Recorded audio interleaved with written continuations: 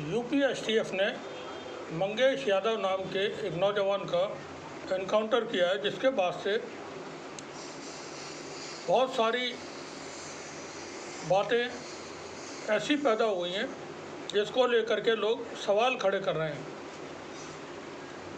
Police की team के काम को लेकर के, एनकाउंटर को लेकर के बहुत सारे सवाल पैदा हो गए। अखिलेश यादव से लेकर के दूसरे नेता सोशल मीडिया पर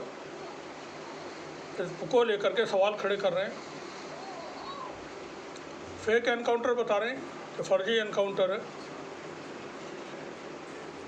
तो आज की बात इसी फर्जी एनकाउंटर के मामले पर होगी या इसी तरह के मामलात पर। तो बहुत जाने माने पत्रकार हैं जाकिर अली त्यागी साहब, उनकी खबरें हम या वीडियो या पोस्ट अक्सर इस्तेमाल करते हैं अपने वीडियोज़ में।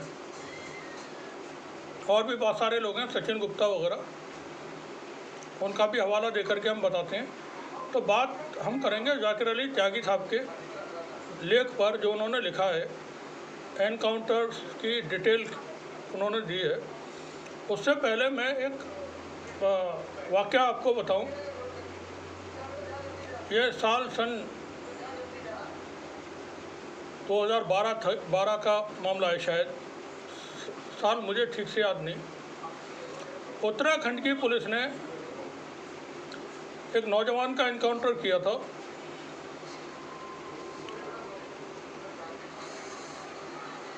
उस नौजवान का नाम इस वक्त मुझे याद नहीं है। उसका एनकाउंटर किया था, वो स्टूडेंट था, रहने वाला दिल्ली का था, लेकिन वो शिमला में शायद पढ़ाई करता था या देहरादून में।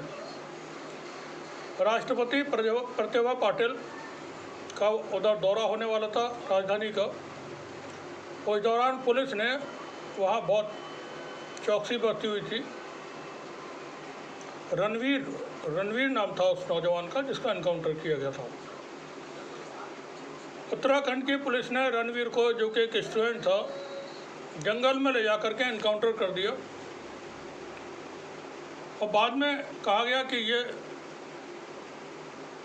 राष्ट्रपति के दौरे के दौरान कुछ एक्टिविटी करने वाले थे। अकेला आदमी था वो, अकेला लड़का।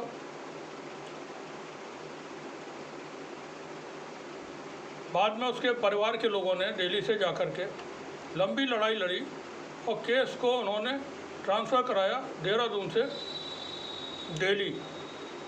और दिल्ली में ये मुकदमा चलता है। फिर एनकाउंटर करने वाली पूरी टीम को सज़ा होती है। तो एनकाउंटर फर्जी होते हैं, ये सबको जानकारी है, अच्छी तरह से है। एक और वाक़या है जो बताना मैं चाहूँगा यहाँ पर। यह साल 2004 या 5 की बात है, शायद मुझे ध्यान नहीं, साल का यहाँ पर थोड़ा रहेगी दिक्कत। रात का वक्त था, 10:30-11 बजे होंगे। जहाँ मैं बैठा हुआ था वहाँ एक दरवाज़ा और है कमरे में। वो दरवाज़ा पीछे की तरफ खुलता है और पीछे बरेली रेलवे लाइन हमारे घर से करीब 200 मीटर की दूरी पर होगी, 150-200 मीटर की दूरी पर। वो पूरी जगह खाली पड़ी हुई थी। अब चूँकि सुल्तान जहाँ हॉस्टल, जो AMU गर्ल्स हॉस्टल है AMU का, वो हमारी दीवार से लगा हुआ है, बिल्कुल एक दीवार है। उसके बाद आगे के खेत में पंडित जी का खेत है, उसमें भी आबादी हो गई है। फिर वो रेलवे लाइन है, तो अब दिखाई नहीं देता है, लेकिन उस वक्त में पूरा खाली था तो सब कुछ दिखता था। मैंने देखा कि कुछ एक्टिविटी हो रही है रेलवे लाइन के करीब में, बड़ी एकदम भगदड़ सी हो रही थी। कुछ कई गाड़ियां निकल के जा रही हैं और कुछ लोग भी नज़र आ रहे हैं, कुछ बाइक वगैरह हैं। थोड़ा गौर से देखा तो मालूम हुआ कि ये पुलिस के लोग हैं, पुलिस की टीम है, पुलिस की गाड़ियाँ। शायद किसी की तलाश में हो, या रेलवे का सामान चोरी होता है, माल वगैरह उतारते थे लोग, चोरी करते थे, तो उसकी तलाश में हो। ये चलता रहा तो फिर मैं गेट बंद करके अपनी छत पे पहुंचा। छत पे जाकर के जब देखा तो हमारे सामने की तरफ किला रोड है, किला रोड पे भी पुलिस की गाड़ियाँ काफ़ी आती जाती नज़र आ रही थी। उस वक्त भी ये सारा इलाका खुला हुआ था तो दूर तक नज़र आता था, अब नहीं दिखता है।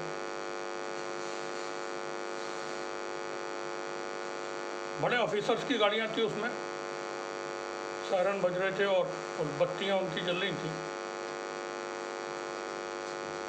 आगे चल के कोई हमारे यहाँ से आधा किलोमीटर की दूरी पर शीशम में, जब वाइल्ड लाइफ डिपार्टमेंट एएमयू का बन चुका है और उससे थोड़ा सा आगे लॉ फैकल्टी है एएमयू की, तो वाइल्ड लाइफ डिपार्टमेंट जहाँ पर है वहाँ बहुत सारी शीशमें हुआ करती थी, कुछ अभी भी हैं वहाँ पर। एक तरह का जंगल जैसा था। और जब हम लोग यहाँ शहर में आए थे तो वहाँ दिन के वक्त में जो लोग साइकिल पे जाया करते थे उनसे लूट हो जाती थी। लोग कोई चाकू वगैरह दिखा करके साइकिल वाले को रोकते थे, उससे पैसे और जो भी कुछ हुआ करता था लूट लिया करते थे। ये दिन दहाड़े होता था तो 80, 85, 86, 87 इन सालों में। और एक चीज़ और थी कि हर कुछ दिन बाद, क्योंकि एएमयू का जो फोर्ट है किला, अलीगढ़ किला, वो भी तकरीबन 1 किलोमीटर आगे होगा हमारे मकान से, तो वहाँ आए दिन डेड बॉडीज मिलती थी और दिन के वक्त में साइकिल पे लटका करके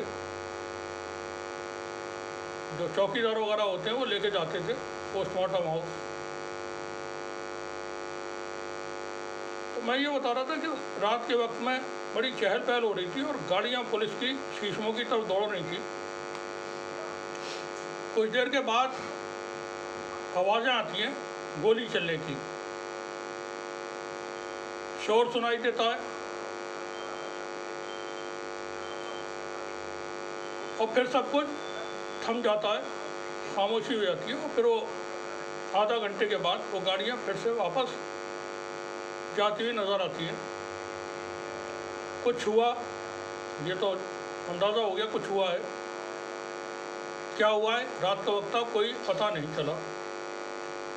सुबह को मैं घर से निकला, उन दिनों ABK union school, Abdul Bashir Khan university का एक स्कूल है एएमयू का, यूनियन स्कूल भी कहते हैं, उसमें मैं मुलाजमत कर रहा था। बासिया सिक्योरिटी इंचार्ज, बॉयज़ और गर्ल्स दोनों स्कूल का सिक्योरिटी इंचार्ज था। तो सुबह को मैं स्कूल जाने के लिए जब निकला तो जहाँ वो शीशम है वहाँ पर और उससे पहले और चौराहे पर काफ़ी लोग जमा थे। तो मैंने स्कूटर अपना रोका, उनसे बात की, क्या हुआ है, ऐसी पूछा। तो पता चला कि वहाँ सामने रात को पुलिस ने एनकाउंटर किया है और कोई बदमाश मारा गया है। तो मैं अपना स्कूटर लेके स्पॉट पे पहुँचा जहाँ पे वो डेड बॉडी पड़ी हुई थी। तो देखा डेड बॉडी के एक तरफ कुछ पैसे पड़े हुए हैं, उसमें 50-50, 100-100 के, 10 के, 20 के ऐसे नोट से बिखरे हुए थे उसके आसपास में।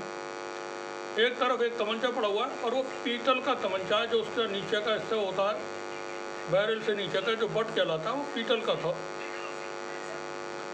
और 2 तरह की चप्पलें उसके पैरों में थी, मरने वाले के। चप्पल की एक बत्ती बंधी हुई भी थी एक नीले रंग की डोरी से। वो कोई कपड़ा हो सकता है, कोई डोरी हो सकती है, इस तरह से बंधी हुई थी वो चप्पल। टूट गई होगी तो बांधी हुई होगी उसमें। और मैं वहाँ से ये देख करके वापस चला गया स्कूल के लिए। छुट्टी के बाद 2 बजे 3 बजे 2 बजे छुट्टी हो जाती थी तकरीबन, तो वहाँ से वापस आना हुआ। अभी भी भीड़ वहाँ मौजूद थी और वो डेड बॉडी वहीं मौजूद थी। तो एक बार फिर से मैं उस डेड बॉडी को देखने के लिए उधर चला गया। अब सीन पूरा बदला हुआ था। मेरे तक के पैरों में जूते थे, जहाँ पैसे थे 10-10, 20-20 रुपये जो बिखरे हुए थे, वो 100 की गड्डियाँ थी, 100 रुपये के नोट की कई गड्डियाँ वहाँ पड़ी थी उसके आसपास। और वो तमंचा नहीं था, अब था वहाँ पर एक कोई अच्छा हथियार, शायद पिस्टल था या रिवॉल्वर था। अगले दिन के अखबार में पढ़ा तो मालूम हुआ कि पुलिस ने एनकाउंटर में एक कुख्यात अपराधी आरजू नाम के को मार गिराया। यहाँ पर मुठभेड़ हुई और उसमें वो मारा गया। मरने वाले का नाम था आरजू, जहाँ तक मुझे ध्यान है आरजू ही नाम था शायद। इस तरह की भी चीज़ें होती हैं जो मजिस्ट्रियल जांच बाद में की जाती है। वो एक खाना पूर्ति है। एनकाउंटर के बाद जो जांच होती है, आपने पढ़ा होगा अखबारों में कि मजिस्ट्रेट जांच के आदेश दे दी गई, तो वो खाना पूर्ति होती है। जो लोग उसमें विटनेस के तौर पर पेश होते हैं मजिस्ट्रेट के सामने, वो SPOs आप समझते होंगे, स्पेशल पुलिस ऑफिसर, अक्सर तो वो होते हैं, या फिर अपने कुछ खास इधर उधर के लोग। ये जो जानकारियाँ उसके आधार पर मैं बात कर रहा हूँ आपसे। अब आते हैं हम जाकिर अली त्यागी। हाँ, अभी एक थोड़ा सा भूल रहा था मैं। जो घटना हुई थी उत्तराखंड में, रणवीर का एनकाउंटर, रणवीर के एनकाउंटर की जब खबर आई तो मैंने एक खबर टाइप करवाई और छपने जानी थी अखबार में, तो वो खबर लिखी और लिख करके साथ में एक छोटा सा और डिटेल में 2 खबरें लिखी। एक तो रणवीर के एनकाउंटर की और दूसरा एक खबर थी जिसका हेडिंग था अक्सर होते हैं पुलिस एनकाउंटर फर्जी, अक्सर पुलिस मुठभेड़ फर्जी होती हैं। इस हेडिंग से खबर थी। सुबह को तकरीबन 6 बजे होंगे कि मेरे एडिटर का फ़ोन मेरे पास आया, डॉक्टर MU खान का। उन्होंने मुझसे पूछा कि क्या कल कोई खबरें लिखवाई थी। मैंने हाँ, खबरें तो कही थी। कौन सी खबर की आप बात कर रहे हो? कि कोई एनकाउंटर को लेकर खबर थी। तो मैंने उनसे बताया हाँ, रणवीर का जो एनकाउंटर हुआ उसको लेकर के खबर की थी। बोले ऊपर से लखनऊ से फ़ोन आया था कि ये क्या लिखा है, दूसरी जो खबर है अक्सर पुलिस मुठभेड़ फर्जी होती है, उसको लेकर के। क्योंकि एडिटर साहब को पता नहीं था मैंने क्या लिखवाया है, तो उन्होंने मुझसे कहा कि यार थोड़ा सा ख्याल करते हुए जब स्टोरी किया करो तो थोड़ा ध्यान रखते। और तो ये एडिटर महोदय ने मुझसे कहा था कि थोड़ा सा एहतियात करते हुए खबरें किया करो, बैलेंस खबर किया करो। कुल मिला के ये था। अब मैं आता हूँ जाकिर अली त्यागी साहब ने जो लिखा उस पर थोड़ी सी, क्योंकि ये बड़ी हो जाएगी वरना। जाकिर अली त्यागी साहब लिखते हैं एनकाउंटर मुठभेड़ के नाम पर यूपी में मारे गए 25.9% मुसलमान, अधिकारियों की पीठ थपथपाती सरकार। उत्तर प्रदेश में योगी आदित्यनाथ की सरकार में एनकाउंटर करने वाले पुलिस कर्मियों को सम्मान करने का दौर शुरू हुआ तो अधिकारी अवार्ड लेने को चल रहे कंपटीशन में लगातार एनकाउंटर कर रहे हैं। जिस देश में बेगुनाह या किसी आरोपी के हत्यारे को सरकारी अवार्ड दिए जाएं, यहाँ तक कि उन्हें राष्ट्रपति के द्वारा सम्मानित किया जाए, तो माने सरकार खुद कर रही है कि हत्या करके आओ, पड़े हुए अवार्ड ले जाओ। उत्तर प्रदेश में 2022 मार्च से 22 मार्च 2017 से अब तक 22 मार्च 2017 से अब तक 12,525 से अधिक एनकाउंटर हुए, जिसमें 207 लोग या यूँ कहें कि अपराधियों की जान गई है। 12,525 आरोपियों पर पुलिस की तरफ से चली गोलियों में 207 के करीब की मौत हुई और बाकियों की टांग में गोली लगी, जिसके कारण वो घायल हुए। घायलों को पुलिस अपनी भाषा में ऑपरेशन लंगड़ा कहकर संबोधित करती है। 22 मार्च 2017 से 12 अप्रैल 2023 तक 183 लोग एनकाउंटर में मारे गए और अब तक 207 मारे गए। मेरे पास अप्रैल 2023 तक मारे गए 183 लोगों की सूची है, जिसमें 59 मुसलमान हैं। 2017 से 2023 तक 59 मुसलमान लड़के पुलिस एनकाउंटर में मारे गए, यानी मारे जाने वालों में 32.9% मुसलमान हैं। उत्तर प्रदेश में 19.3% मुसलमान रहते हैं, लेकिन मरने वाले और घायलों में 33% से अधिक मुसलमान हैं और होता है 67% से ज़्यादा दलित और अन्य जातियों के लोग हैं। पुलिस एनकाउंटर में मारे जाने वाले लोगों के मामले में पुलिस की फाइनल रिपोर्ट में एक ही लाइन इस्तेमाल की जाती है कि हमने पुलिस वालों पर फायरिंग की, पुलिस की तरफ से की गई जवाबी कार्रवाई में ढेर हो गया। घायलों के मामले में भी पुलिस इसी से मिलती जुलती लाइन इस्तेमाल की जाती है कि इसने हम पर फायरिंग की, जवाबी कार्रवाई में घुटने पर गोली लगी, जिसके बाद वो घायल हो गया और पुलिस द्वारा गिरफ्तार कर लिया गया। कुछ मामलों में कुछ पुलिसकर्मियों को भी घायल बताती है कि बदमाशों की गोली से मेरा सहकर्मी भी घायल हो गया है। पुलिसकर्मी इतना घायल होता है कि कुछ घंटों बाद वो अस्पताल से डिस्चार्ज भी हो जाता है। पुलिस की गोली से मारे गए युवकों और घायलों के परिजनों का कहना होता है कि उसे पुलिस रात उठा ले गई और सुबह हमें खबर मिली कि पुलिस एनकाउंटर में मारा गया या घायल हो गया। पुलिस घर से गिरफ्तार कर ले जाने वाले आरोपियों का गिरफ्तारी स्थान भी दूसरा दिखाती है। भले ही उसे पुलिस घर से उठा ले गई हो, लेकिन दिखाया जाता है कि पुलिस चेकिंग अभियान चला रही थी। वो हमें देखकर भागा। पुलिस ने पीछा किया तो उसने पुलिस कर्मियों पर फायरिंग कर दी, जिसके कारण जवाबी कार्रवाई में वो मारा गया या घायल हो गया। जाकिर अली त्यागी लिखते हैं, मैंने देखा है उन लोगों का हाल जिन्हें पुलिस द्वारा टांग में गोली मारकर लंगड़ा कर जेल में डाल दिया जाता है। पुलिस जिस दिन टांग में गोली मारती है, अगले ही दिन उसे जेल में डाल देती है। वो लंगड़ा हो जाता है। जेल के द्वार पर पुलिस उसे छोड़कर लौट जाती है। जिसकी टांग में कुछ घंटों पहले ही गोली लगी, उसे जेल में खुद दीवार पकड़कर चलना पड़ता है। कोई उसकी मदद तक नहीं करता। यदि उसे चला नहीं जाता तो जेल कर्मी पीछे से डंडा मार तेज चलकर जल्दी अपनी बैरक में पहुंचने के लिए कहते हैं। वो फर्श पर घिसटते हुए अपने बिस्तर तक पहुंचता है, जिसके कारण उसका जख्म और गहरा हो जाता है और पुलिस की गोली से घायल आरोपियों को ढंग से इलाज नहीं मिल पाता है। साथ ही वो खुद चलने के लिए संघर्ष करता है तो उसे गोली से मिले जख्म में सेप्टिक के कारण टांग तक काटवानी पड़ जाती है। मैं एक बार फिर लिख रहा हूँ कि यूपी में 2017 से अब 12,525 एनकाउंटर हुए, जिसमें 207 के करीब लोग मारे गए।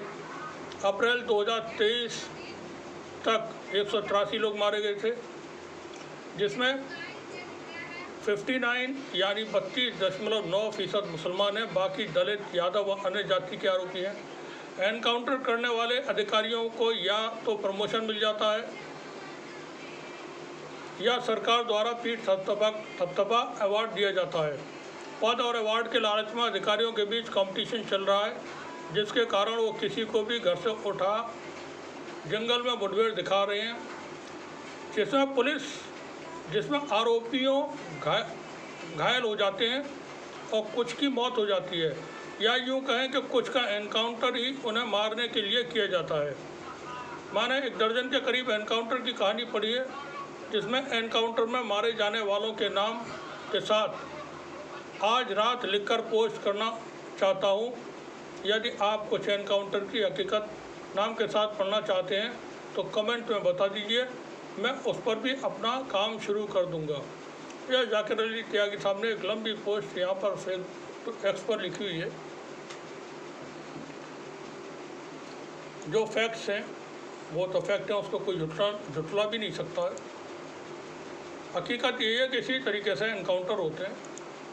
पुलिस घर से ले जाती है गिरफ्तार करके या उठा करके, गिरफ्तारी नहीं दिखाई जाती है, उठा करके ले जाते हैं और फिर उसको कहीं ले जा कर के एनकाउंटर हो जाता है। और बाकी कहानी वही होती है कि हम गुजर रहे थे रास्ते से, पुलिस ने संदिग्धों को देखा, रोकने के लिए इशारा किया, नहीं रुके। पुलिस के ललकारने पर उन्होंने पुलिस टीम पर फायरिंग कर दी। पुलिस ने जवाबी कार्रवाई में बचाव में गोली चलाई, जिसमें बदमाश मारा गया। उसके साथ ही अंधेरे का लाभ उठा करके जंगल में भाग गए। एक लाइन है, रटी रटाई लाइन है, इसी तरह की फिर रहती हो।